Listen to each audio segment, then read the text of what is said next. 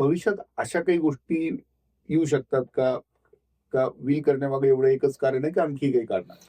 नाही, विल दोन पद्धतीने करणं अत्यंत महत्वाचं आहे. एक वेळा असं होतं, की घरातला कर्ता पुरुष जो आहे, ज्यांनी सगळ्या घरातल्या गोष्टी साठी त्याचं आयुष्य सगळं पूर्णपणाला लावलं आणि त्यातनं ज्यांनी जे काही कष्ट करून पैसे कमवले, जी काही संपत्ती उभी केलेली आहे, त्याचं विमोचन किंवा पुढे काय करायचं त्या संपत्तीचं, याच्यासाठी विल केलेली आहे. इथे एक मी आपल्या प्रेक्षकांना नक्की सांगू शकतो, की विल करताना आपण आपल्या पत्नीच्या सोबत सुद्धा ही विल करणं गरजेचं आहे. त्याला आपण जॉइंट विल असं म्हणतो.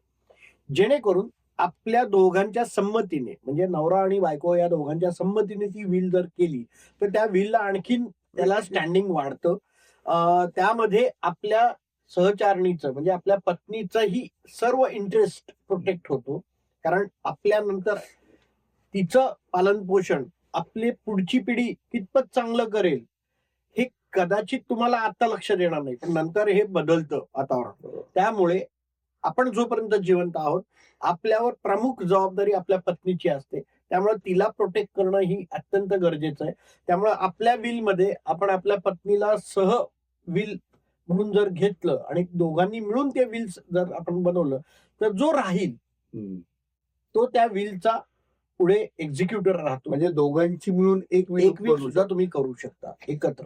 कारण शेवटी आपल्यानंतर आपला मुख्य भाग आपल्याला आपल्या पत्नीला द्यावा असं अनेक लोकांना वाटत असतं. त्यामुळे जर केलं नाही किंवा काही वेळा असाही अनुभव आहे की पती पत्नींचं फारसं काही पटत नाही.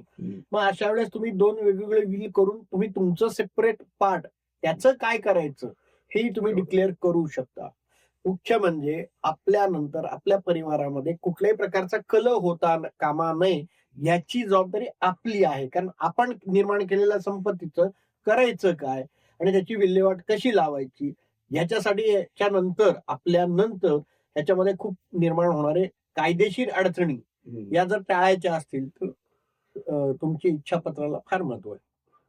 आणि जी गुंतवणूक केली जाते अनेकांना ती ज्ञात असते नसते आणि विशेषतः फायनान्शियल याच्यामध्ये म्हणजे मार्केट मधली गुंतवणूक आहे जी किंमत आहे.